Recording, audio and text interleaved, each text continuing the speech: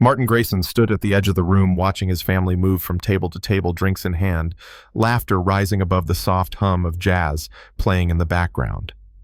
The rented house at Lake Marin shimmered with golden string lights and catered warmth, and the wraparound porch glowed under the autumn sky. Inside, clinking glasses and polite conversations painted a picture of celebration. 70 years old, a milestone, a full life. He had spared no expense. The planner had followed his every instruction. Candles, floral centerpieces, a photo booth with silly props, and a live jazz trio filled the evening with charm. It was supposed to feel like a wedding, he had said, because in many ways it was. A recommitment, a vow to his family, a chance to feel loved without the price tag. But something in the way his children spoke to one another, in the way they greeted him, smiles that faded too quickly, hugs that barely lingered, hinted that the affection he longed for would not be served with the appetizers. Still, he had hope. Hope, he had learned, was a habit hard to break. He made his way through the crowd, nodding, thanking people for coming. His wife Elaine floated around the room like a social conductor, her voice crisp, her eyes scanning the arrangements more than the guests. They had been married for nearly 5 decades, and although the fire had cooled, Martin believed there was still mutual respect holding them together. That belief would not survive the evening. Guests sipped wine, children chased balloons, laughter rolled like distant thunder. Martin paused near the bay window, watching the lake reflect the fading orange of the sky. He checked the time. Luke was late. Again. The boy, now a man of 20, finally arrived in a wrinkled button-down and sneakers, hair uncombed, eyes already scanning the crowd for someone younger. Martin welcomed him with a brief hug, breathing in the scent of cologne and sarcasm. "Happy birthday, Grandpa." Still kicking, Martin chuckled, the kind that sounded more like clearing his throat. He wanted to say something meaningful, but the moment passed like a missed bus. Luke was already walking away, laughing with his cousin about a professor's bad breath. Later, after the candles had been lit and the cake rolled in with polite applause, Luke stood on a chair. The chatter dulled. Glasses were raised. Martin leaned forward. Maybe, just maybe, his grandson would say something kind. Maybe he had misjudged the boy. Maybe this would be the moment. To Grandpa, Luke began, his voice loud and clear. "The man who thinks money can buy love." There was a pause, and then it happened. Laughter, sharp and rising. Not just from the younger ones. Not just from the fringe of the room. No. His sons, his nieces, even Elaine. God, even Elaine. Her laugh was high and familiar, the kind that used to come after a shared joke in bed. But this time it carved through him like ice. Martin did not speak. He did not smile. He did not wait for the awkward hush or the embarrassed cough. He just nodded once, as if acknowledging something he had suspected all along, and walked out of his own birthday party. Outside, the driveway was quiet, save for the faint thud of bass through the walls. The autumn air bit at his skin. He climbed into his car, shut the door, and sat still. The dashboard lit dimly. His hands rested on his lap. He stared ahead, not blinking, not moving, just listening to the muffled joy that did not belong to him. Inside the house, someone called his name. Probably Elaine. Or maybe not. Maybe they had already moved on to dancing or desserts. Maybe no one had noticed. Martin did not cry. He did not curse. He simply sat there, feeling something fold inside him. Not shatter, not explode, just fold like a letter being put away in a drawer no one would ever open again.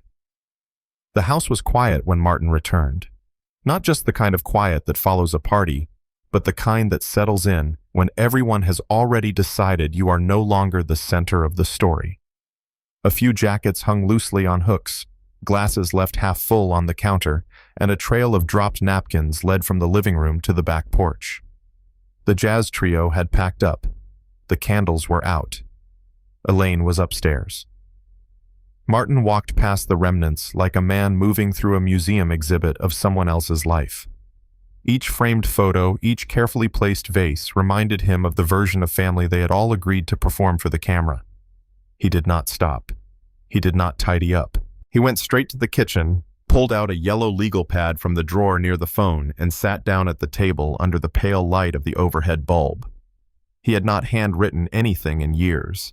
His fingers were stiff, the pen heavier than he remembered, but he wrote anyway.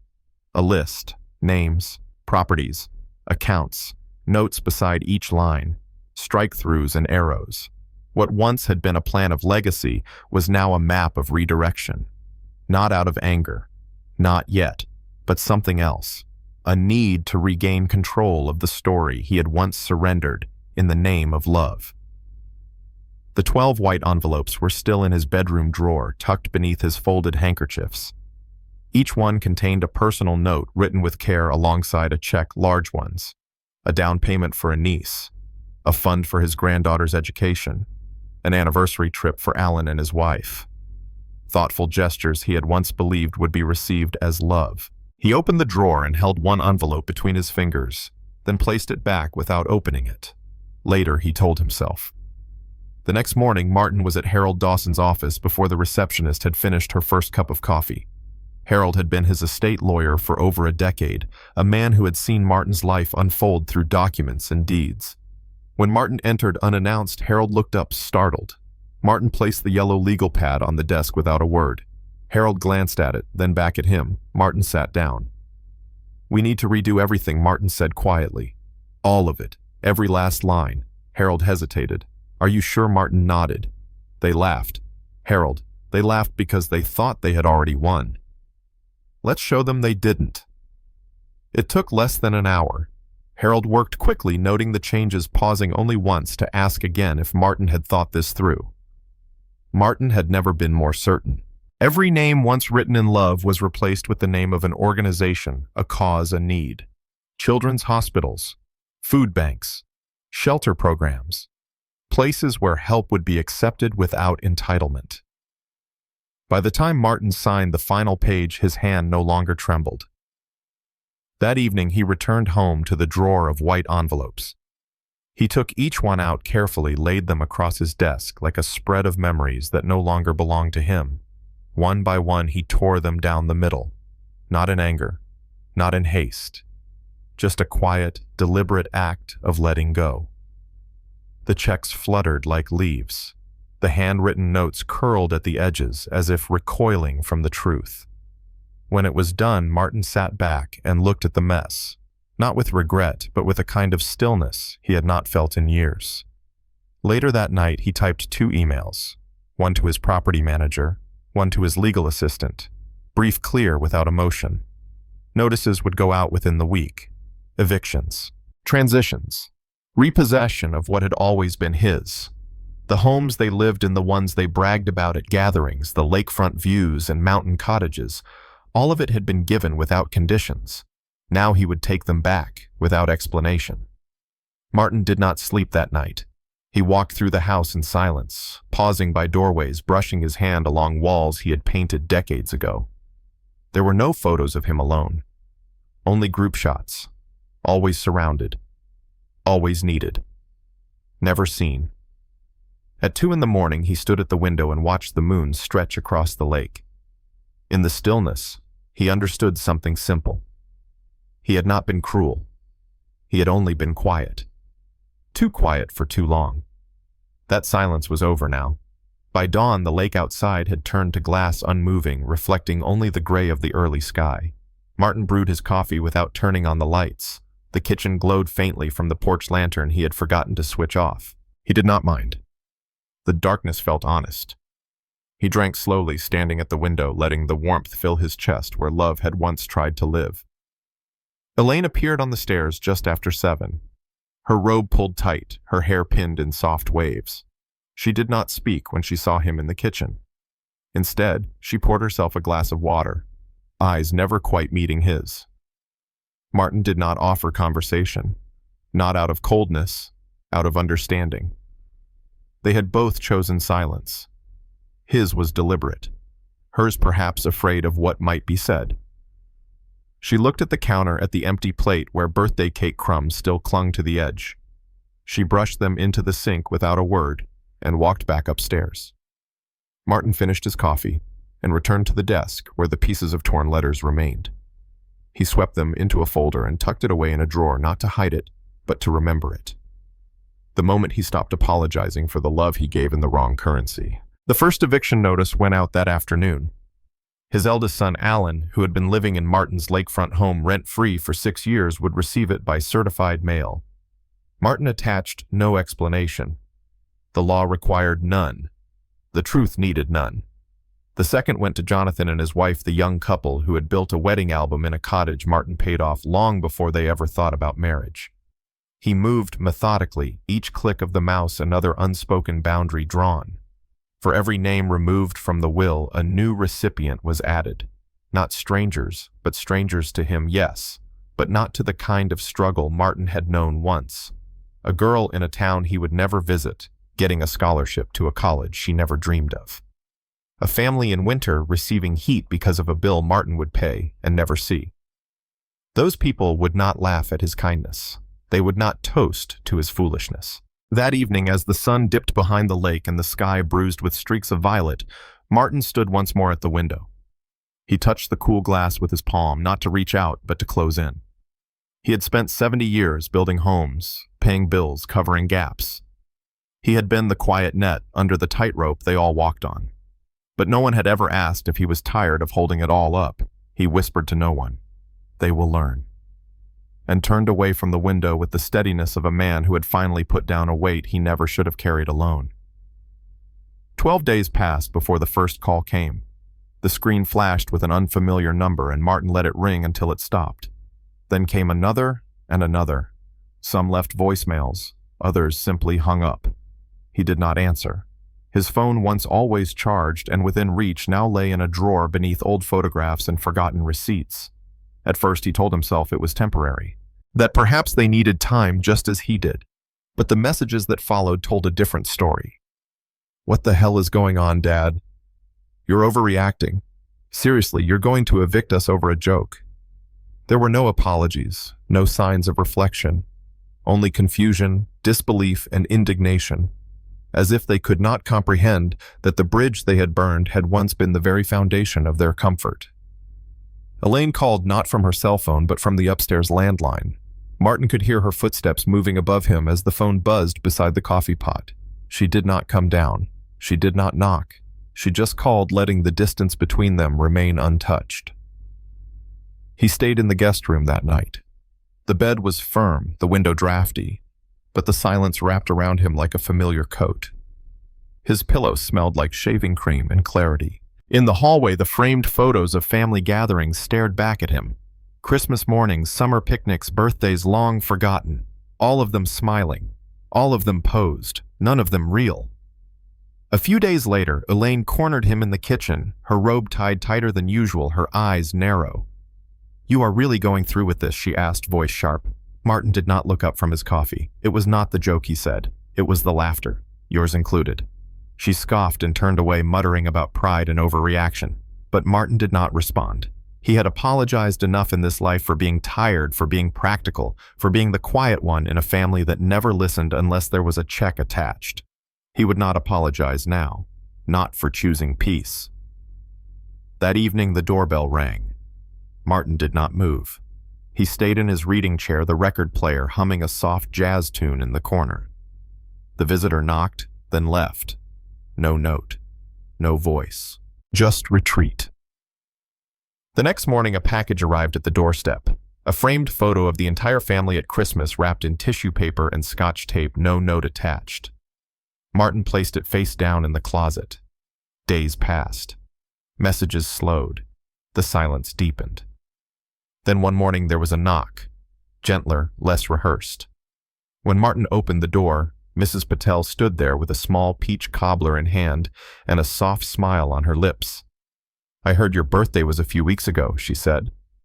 Martin blinked, surprised. "I made too much," she added quickly, as if needing a reason to stand on his porch. He stepped aside and welcomed her in. They ate the cobbler in mismatched plates at the kitchen table. She told stories of her garden, her knees aching in the rain, her late husband's obsession with crossword puzzles. She never once mentioned Martin's family, never asked what was going on. She just talked and listened. When she stood to leave, Martin walked her to the door. "You will never have to worry about rent again," he said gently. She paused, then nodded, understanding without questions. That evening, Martin opened all the windows. The air was crisp. The house creaked softly in the wind. He walked the perimeter before locking up a habit he had not practiced in years, not out of fear, but out of intention. He was protecting something new, not his assets, but his boundaries.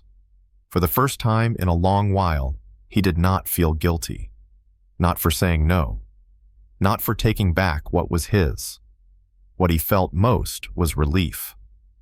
The kind of relief that came when a weight was lifted you had forgotten was even there. Martin spent more time near the windows after that night. Not to wait for visitors, but to remind himself that he no longer owed anyone his presence. He drank his coffee slower, took longer walks, read the newspaper front to back, something he had not done since his early 30s. Elaine moved through the house like a woman rearranging a museum, straightening throw pillows, folding clean towels that did not need folding. Lighting candles, she blew out minutes later. They shared the same space, but not the same life. Their conversations had shrunk to logistics. The roast is in the oven. The mail came. There is a package at the door. She never asked how he was sleeping. He never asked why she had stopped wearing her wedding ring. One evening as he was closing the back door, Martin heard Elaine's voice behind him, soft but sharp. "You are going to tear this family apart over your pride." He turned to face her. "No," he said. They already tore it apart with their laughter. Elaine looked like she might say more, but then she turned away. She left the room quietly, her slippers brushing the hardwood floor like a whisper of retreat. Martin returned to his reading room where the light was low and the silence had become his companion. He pulled a novel from the shelf, one he had meant to finish years ago, and found an old bookmark, a grocery receipt from a time when Elaine used to write little notes in the margins. He smiled faintly at the memory, then turned the page. Later that week, he received a letter from his granddaughter. It was typed, cold, filled with phrases like deeply concerned and unfair treatment. Martin read it once and filed it away without response. He had spent too long deciphering what people meant when they refused to say what they felt. He was done reading between the lines. It was Mrs. Patel who reminded him that kindness did not always come with conditions. She returned one afternoon with a jar of homemade preserves and a small potted plant she said needed very little attention, perfect for an old man who did not like fuss. Martin invited her in again. They sat at the kitchen table, no cobbler this time, just tea. She spoke about her late husband, how he used to hum while folding laundry. Martin shared a story about how Luke once thought car keys were magic and tried to unlock the neighbor's doghouse with them. They both laughed, not loudly, not politely, but genuinely. After she left, Martin looked around the room. It felt lighter, not happy, but lighter. That night he opened the window beside his bed and let the cold air settle in. The house groaned under its own age, but he did not mind. He listened to the wind move through the trees, the distant bark of a dog, the rhythm of a life that was slowly becoming his again. He closed his eyes and slept without dreams. Elaine suggested lunch. It had been weeks since she asked him to join her anywhere. Martin raised an eyebrow when she named the place Murphy's Diner. A small, aging spot with red booths and sticky menus. The kind of place they used to take the kids when money was tight and pancakes were considered a treat. She wore perfume. He noticed it the second she passed him in the hallway. Her hair was freshly curled, her blouse carefully tucked in. Martin reached for his navy cardigan, the one she used to say brought out the silver in his hair. He did not ask why she had suddenly chosen this place this moment after all the silence. The diner was half full when they arrived. The windows fogged slightly from the steam of too much coffee and not enough ventilation. Martin followed her through the entrance, expecting a quiet table near the back, but halfway in he stopped. There they were. Melissa, Alan, Jonathan, and Luke. Seated in a booth curved like a trap, menus untouched, water already poured. Elaine did not look at him. She just kept walking, sliding into the booth like she had known this was coming all along. Martin stood still. Luke leaned back in his seat, arms crossed, his expression smug. "We just want to talk, Grandpa," he said. Martin looked at him, then at the others. Their faces held a mix of worry and calculation. Melissa spoke next, voice syrupy. "You did not give us a chance to explain that toast. It was a joke not meant to hurt you." Alan chimed in, his voice low and tight. "One day we are fine. The next eviction notices and charity talk. You have got to see how extreme this is." Martin remained standing. He watched them like a man watches a fire from across the street. Not panicked, not angry, just tired of pretending it was not burning. Slowly, he pulled out the empty chair at the edge of the table and sat down. "You did not lose my money," he said quietly. "You lost my trust." The words hung heavy in the space between them. Jonathan rolled his eyes. Melissa blinked, unsure if she had heard him right. Elaine stayed silent. Martin's voice remained steady. "You humiliated me. Not just with that toast, but with every laugh, every eye roll, every moment you whispered that I was too soft to say no. You made me the punchline, and you expected me to keep paying for the privilege." Melissa leaned forward, her voice sharpened. "We are your family." Martin looked at her. "Then you should have acted like it." Luke scoffed. "So what now? You just die and leave it all to strangers?" Martin nodded. "Yes, to people who will never laugh at my generosity." That was when the room shifted. Something in their eyes changed. Realization bloomed, not guilt, not remorse, but fear. Fear that he was not bluffing, that this was not a performance, but a decision. Luke muttered under his breath, "You are more bitter than I thought." Martin leaned in slightly, the only change in his calm exterior. "This is not bitterness. Bitterness means I still care. What you are seeing now is indifference. You lost me." He looked at them one by one. "And when I am gone, you will realize I was the only bridge you had to a life you did not earn." Jonathan stood up abruptly. This was a waste of time. Alan followed, avoiding eye contact. Luke stayed a moment longer, like he might say something clever, but thought better of it. Melissa remained seated, eyes glassy, her voice barely a whisper. "You used to be generous. You used to love us." Martin stared at her for a long time. "I still know how to love. I am just saving it for people who do not treat it like a transaction." Elaine stood last, slower than the others. She looked at Martin, her face pale in the diner's soft yellow light. "Are you sure this is what you want?" Martin gave her the same look he had given the lawyer when he signed the new will. The look that said everything had already been decided. "Yes," he said. "This is exactly what I want." He slid the chair back under the table and walked out of Murphy's diner without looking back. No goodbyes. No dramatic pauses. Just the soft jingle of the door as it closed behind him. Outside, the sun was too bright. The sky too calm. He walked to his car with steady hands and a quiet heart. Inside, he took a breath. Not deep, not dramatic. Just complete. He did not feel angry. He did not feel victorious. He felt done. Martin did not drive home right away. He sat in the car engine off, hands resting on the steering wheel. Through the windshield, he watched a mother cross the street with her young son, their hands locked tightly. The boy was laughing, tugging her toward an ice cream stand. Martin let the moment linger. The world outside kept moving.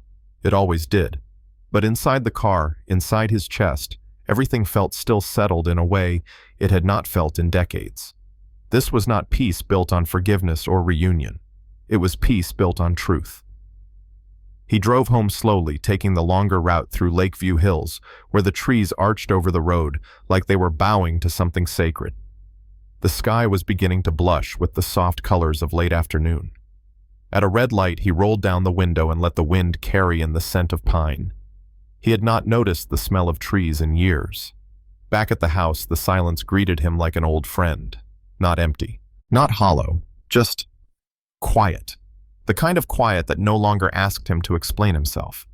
He placed his keys in the bowl by the door, slipped off his shoes, walked to the kitchen where a note sat on the counter in Elaine's handwriting. Out with the bridge girls, back around 7. Left some chicken salad in the fridge. He read it twice. then folded it once neatly and placed it in the drawer with the others. It was not much, but it was something. They had been talking more in their own way. Not about what happened, never about that, but about groceries, the water bill, the squirrels tearing up the flower beds again. Practical things, safe things. Martin no longer expected reconciliation. What he valued now was space. Room to breathe, to think, to be. And in some odd way, so did Elaine. He walked into the reading room where the record player sat still. Jazz vinyls lined the shelf beside it, old and dusty but intact. He picked one Miles Davis kind of blue and placed the needle down gently. The music crackled to life, soft and steady. He sank into the armchair, letting the notes wrap around him. Across the room, sunlight spilled in through the blinds, landing on the potted plant Mrs. Patel had given him. Its green leaves stretched upward, quietly alive. That night, Martin sat outside on the porch with a blanket around his shoulders and a glass of tea in his hand. The stars blinked above him like they knew secrets he had just begun to understand.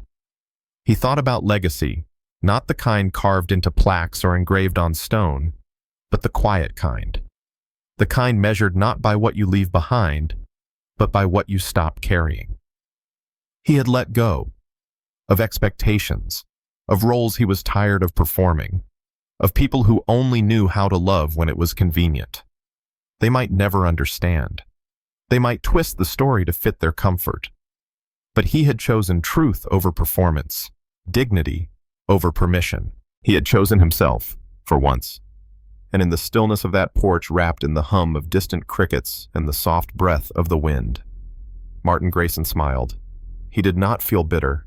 He did not feel broken. He felt free. It had been 3 weeks since the diner. The calls had slowed.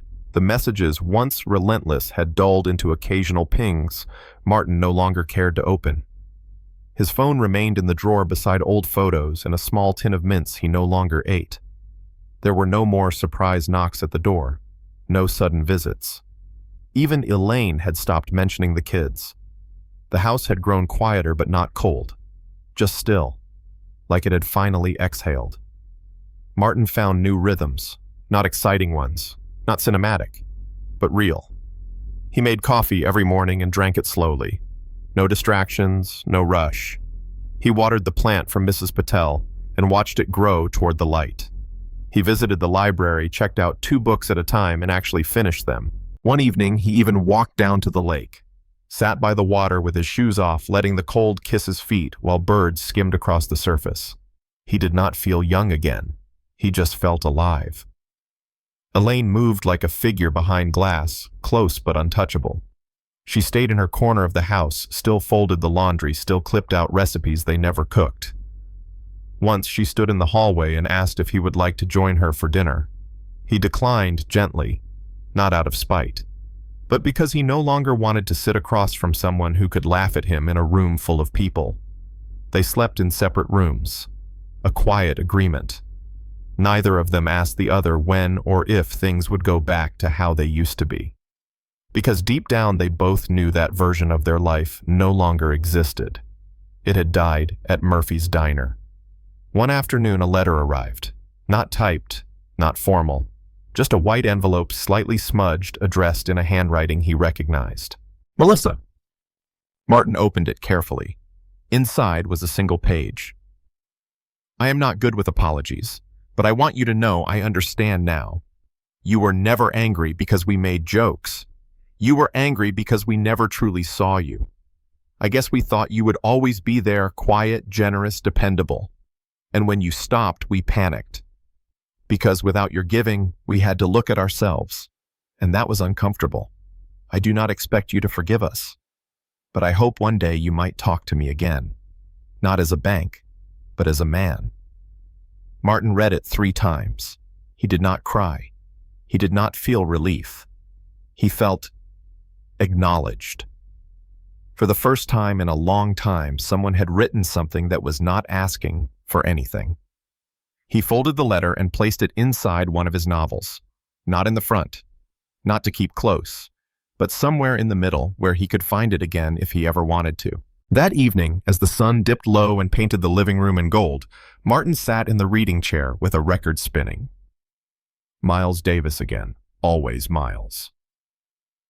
Elaine walked past the room but did not enter. She paused for a moment in the doorway, her hand resting on the frame. She looked at him. Really looked at him for the first time in weeks. "Are you okay?" The question was soft, not performative, not defensive, just real. Martin held her gaze. "I think I am getting there," he said. She nodded once and walked away. No apology. No tears. But something in the air between them felt different, less heavy.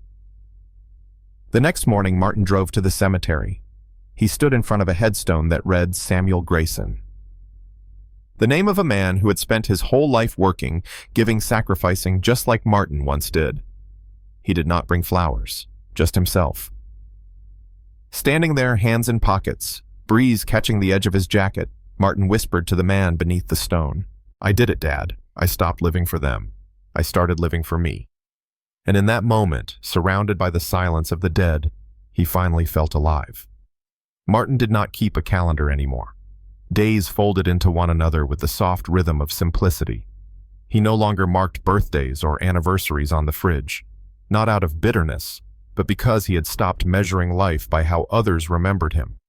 Now he measured it by how he remembered himself. Every morning he brewed 2 cups of coffee, one for himself, the other he left untouched. Elaine noticed. Sometimes she would walk by the kitchen and glance at the second cup. She never asked about it, never poured it out. But she started leaving the cream on the table again. And that was something. The silence between them was no longer jagged. It had smoothed over time like river stones shaped by water and patience. They had not reconciled. Not really. But they had found a kind of coexistence that did not ask for too much. One night, Martin found her asleep on the couch, an old photo album resting on her chest. He picked it up carefully and closed it. The cover was worn, the corners soft with age. Inside were birthdays, beach trips, graduations, moments frozen in smiles that now felt like borrowed time.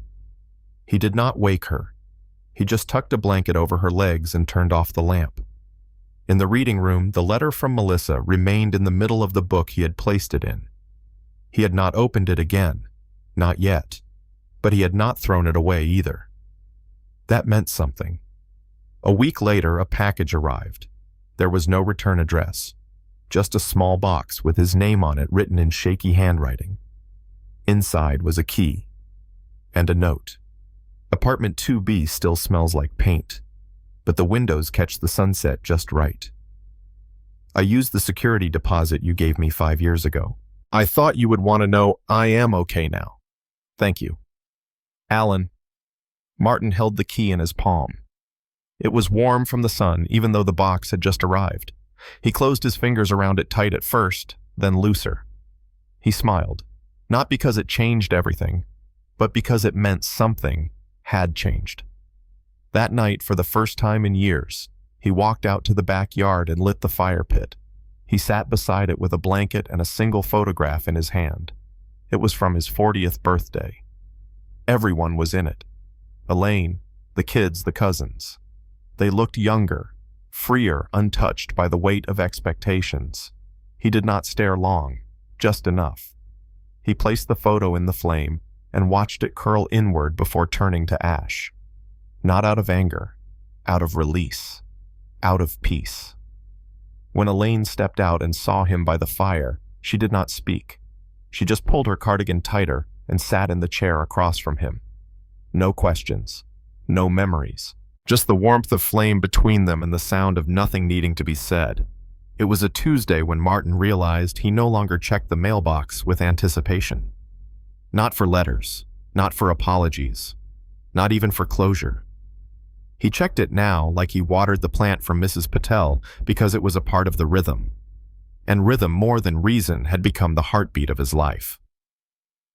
Elaine had started cooking again, not for him, not because he asked, but because she missed the clatter of dishes and the smell of rosemary in the air.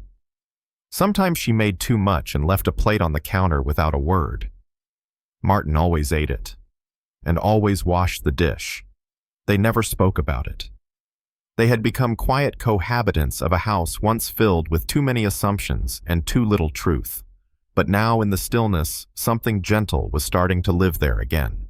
Not love, not yet, but something softer than resentment. Martin's world had grown smaller, by choice. He stopped attending the large family reunions, stopped sending holiday money transfers. He gave gifts now to the community center down the road, to the library fund, to a music program for underprivileged teens. He no longer needed to be clapped on the back and called generous. He just needed to give in a way that did not feel like begging to be seen. One afternoon, he drove to the duplex where Mrs. Patel lived. She met him on the porch as if she knew he was coming. She offered him tea and he brought cookies. They sat together like two people who understood the value of presence without the demand for conversation. At one point she said, "You look lighter." Martin smiled. I finally stopped asking questions I already knew the answers to. She nodded slowly, as if she knew what that cost him. He drove home that evening with the window cracked, the radio off, and the sun slipping down behind the trees like it too had learned to leave quietly. The house welcomed him in silence. Elaine was already in bed. The reading room was dim. The record player sat still. The books remained unfinished, not because he had forgotten, but because he had learned to savor them now. He sat at the desk and opened the drawer. Inside was a small stack, Melissa's letter, the key from Alan, a folded napkin from Murphy's Diner. One of Luke's childhood drawings that had somehow survived the decades. Martin stared at them, not with longing, but with peace. He reached for a clean sheet of paper. He began to write. To anyone who finds this someday, I lived. I gave. I learned that love is not earned through sacrifice, but through sincerity. I loved people who could not love me back. And when I let them go, I did not lose myself. I found him. He folded the letter, placed it in an envelope, and tucked it under the lamp. Not for anyone in particular. Maybe for himself. Maybe for no one. That night, Martin sat on the porch one last time before winter arrived. The trees had gone bare. The wind was sharp. But he did not mind. He wrapped the blanket tighter and looked up. The stars were out again. He did not ask them for answers. He just let them be. Like he had finally learned to let himself be. And in that quiet where once there had been pain and confusion and grief, there was only breath, still, steady, enough. The porch creaked beneath Martin's chair as he leaned back, fingers wrapped loosely around a lukewarm mug of chamomile tea. There was no one left to impress, no one to perform for, not even Elaine. He had lived a long life in the company of people who saw him as reliable, solid, unshakable, like the foundation of a house they assumed would never crack. And for a long time, he believed that was love, that being needed was enough. But now he knew better. Love does not make demands while offering none of itself. Love does not laugh at the giver. Love sits beside you on a quiet night and says nothing because it understands that nothing is enough. Elaine passed by the window once. Their eyes met through the glass, but neither of them moved. She simply nodded. It was not permission, not forgiveness, just acknowledgement. That he was still here. That she was too. It was enough. Martin reached for the pen again, not to write another letter, but to sign one last document, a note to his lawyer requesting the final transfer of the last property title to the youth music program. He paused before signing, then added one sentence at the bottom. Make sure they have pianos.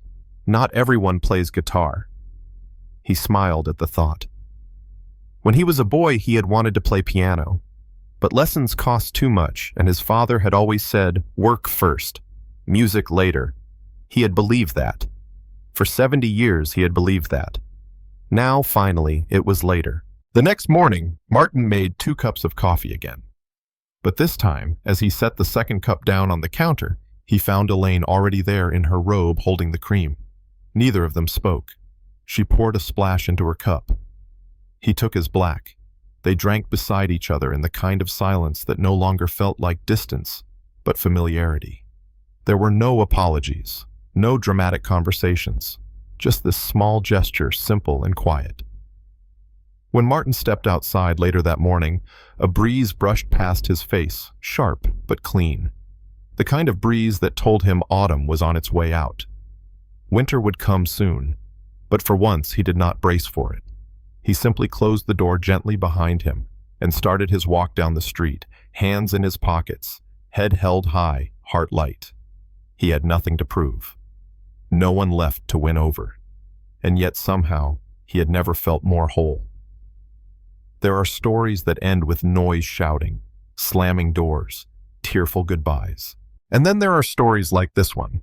Stories that end in a quiet room with the soft clink of a coffee cup on a kitchen counter and a man who has finally stopped asking to be loved the way he deserved all along. Martin Grayson's journey was not one of revenge, but of return, a slow and steady walk back to the man he once was, before the world began to weigh him down. Through decades of giving, forgiving, and being forgotten, he learned the hardest truth of all, that sometimes the people we build our lives around are the very ones who never see us clearly. And when the laughter came cruel and careless, it did not just crack his heart, it opened his eyes. What followed was not rage, but clarity. And that clarity became action, measured, firm, not to punish, but to protect. In the stillness of his later years, Martin stood up, not with fists or fury, but with dignity. He rewrote his legacy not with bitterness, but with purpose. He gave not to those who expected it, but to those who truly needed it. And in doing so, he discovered that self-worth, once reclaimed, does not beg to be returned. The heart of his story lies not in the wealth he withheld, but in the silence he chose. That silence, heavy and deliberate, became his loudest declaration. I see myself now, and I no longer need your permission to matter. The lesson. Sometimes justice does not come roaring in. Sometimes it arrives softly, like the closing of a drawer or the turning of a key. Holding on to your dignity in the face of mockery is not weakness. It is a quiet kind of strength. Like a lighthouse standing through a storm, it does not shout. It shines. Because the truth is, people may forget your sacrifices, but they will never forget when you finally said enough. And that moment when you stop chasing peace from those who only bring chaos is when real peace begins. So if you've ever poured out parts of yourself for people who only ever reached for the cup, not the hand that held it, let this story remind you, your value does not shrink in the eyes of those who fail to see it. And walking away from those who never offered respect is not a failure, it is a return to self. Like a simple lamp in a dark window, one act of quiet self-respect can guide us through the hardest, loneliest nights.